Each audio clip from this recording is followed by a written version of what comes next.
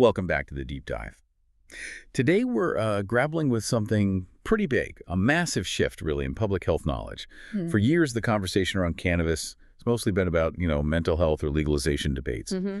But the data we're looking at today, it throws this p- potent, potentially dangerous metabolic factor into the mix, something most people just haven't accounted for. It really is the unexpected cost, sort of hidden in plain sight. Our deep dive today is into this huge analysis, over 4 million health records. 4 million. Yeah. And it establishes this, well, stunning link. It suggests cannabis use is associated with a really dramatically increased risk of developing diabetes. Dramatically increased. Yeah. That number, it just stops you cold, doesn't it? Yeah. Especially when you think how widespread use is now. Absolutely. So our mission today is to understand the sheer scale of this association. We need to scrutinize the methodology because a claim this big needs, well, massive proof. Mhm. And we need to examine the necessary caveats, the limitations of this real-world evidence. It was just presented at the big European Diabetes Meeting, EASD. And that context is crucial because worldwide, cannabis consumption is just going up and up. The sources, they point out, in 2021 alone, something like 219 million people. Wow. Yeah, that's estimated at 4.3% of all adults globally, reported users. Huge numbers. Enormous. And despite that, we've actually had a surprisingly poor understanding of the long-term specific metabolic effects. That's the gap this colossal study is trying to fill. Okay, let's start with that surprise factor. Yeah. Because this finding, it seems to run counter to some ideas we've maybe held on to, right? Yeah. Mhm. The core finding, Mhm. cannabis use associated with a nearly 4-fold increased likelihood of developing diabetes. But wait, isn't there this common idea that people who use cannabis tend to have lower BMIs, maybe less likely to be obese? How does this finding square with that? That's a really crucial point, and yeah, that paradox is real. The research community has, frankly, had a very mixed message historically. Yeah. Some earlier, usually smaller studies, they did sometimes suggest potential metabolic benefits, maybe anti-inflammatory properties, or yeah, even that slight negative correlation with BMI. Right. The idea that users were often observed as being thinner on average. Exactly that. But, and this is the key thing, other streams of research have consistently raised concerns. Worries about effects on glucose regulation, on insulin resistance. Ah. Okay. So what this new analysis suggests is that, well, whatever small protective effect might exist for some people, the negative impact on fundamental glucose metabolism and maybe the behaviors that go with it seems to dramatically override it. So the bad outweighs the potential good by a lot. It seems so. This finding, this nearly 4-fold in-person risk, it forces us to shift our focus away from maybe minor tangential benefits towards clear, significant population health risks. Okay, so let's talk proof then. You can't just throw out a number like 4-fold risk without some serious backing. Yeah. How did the researchers, this is Dr. Ibrahim Kamel's team at Boston Medical Center, right? Yeah. How did they manage such a large-scale finding? Right. They leveraged what's called real-world evidence. So this isn't your traditional, tightly controlled clinical trial. It uses existing, anonymized patient data.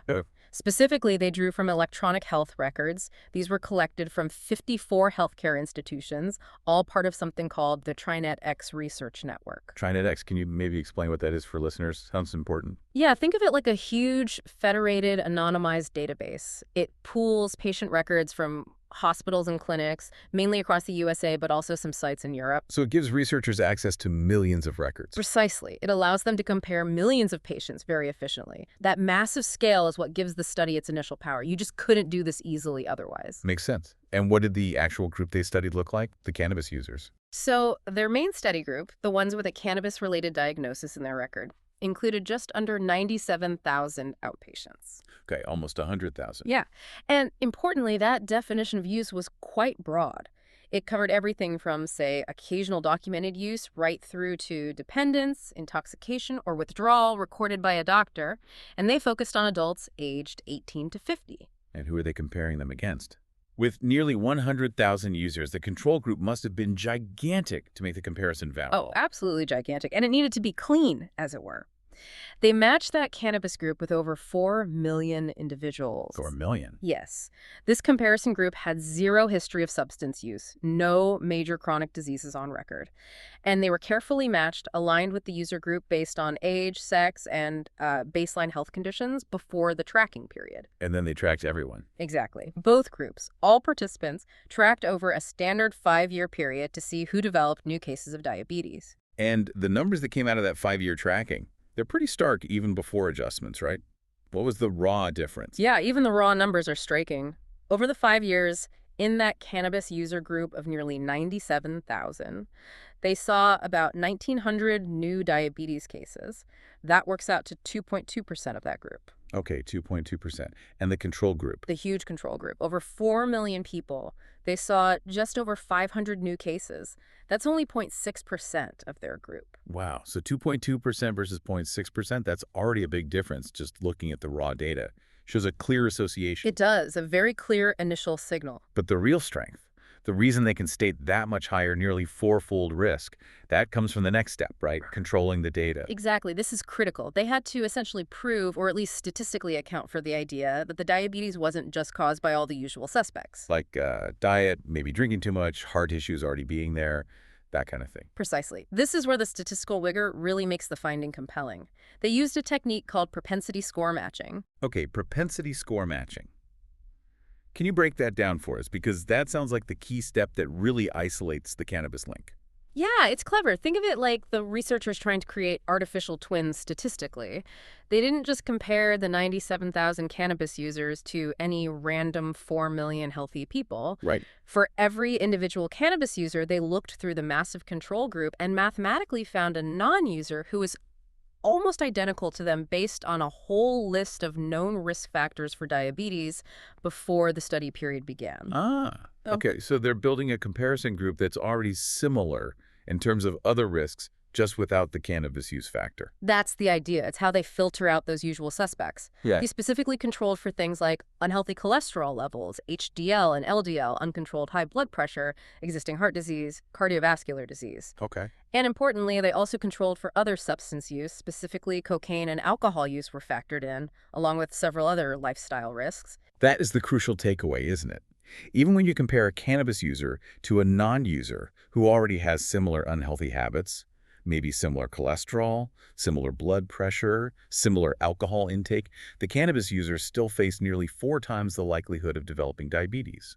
That's it. The association remains strong even after trying to strip away the influence of virtually all of those major established risk factors. Really powerful when you put it like that. The controlled data is key. It is. Now, the study, it can't definitively pinpoint the exact mechanism just yet, but the authors do strongly suggest 2 things working together. Okay, what are they thinking?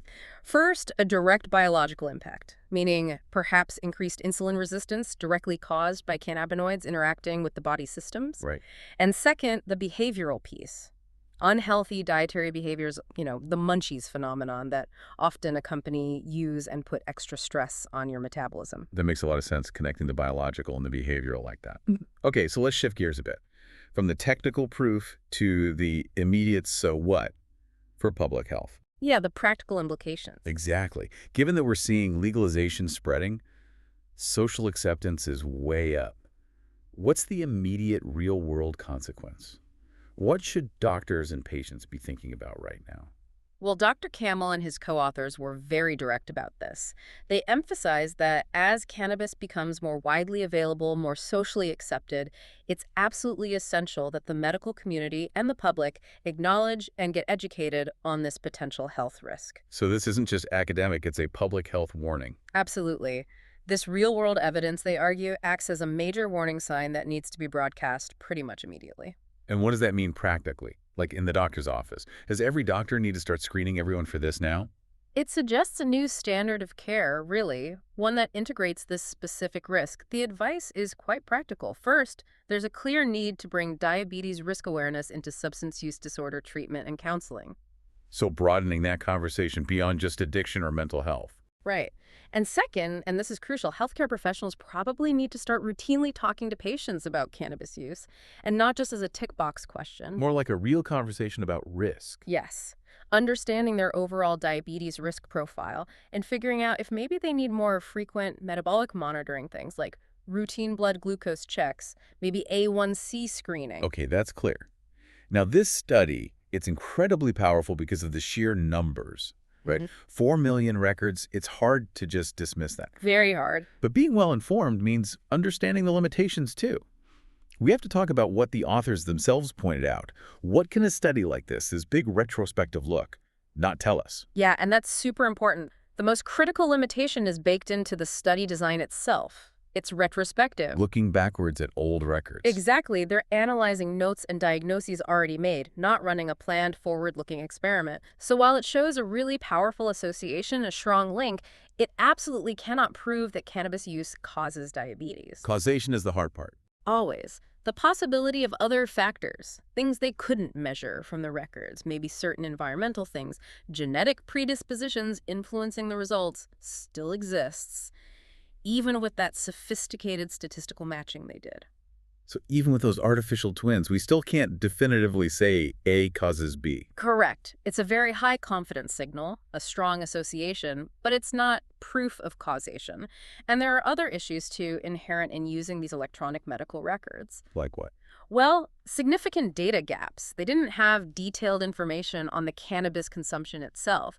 You know, how often people used, the dosage, the potency.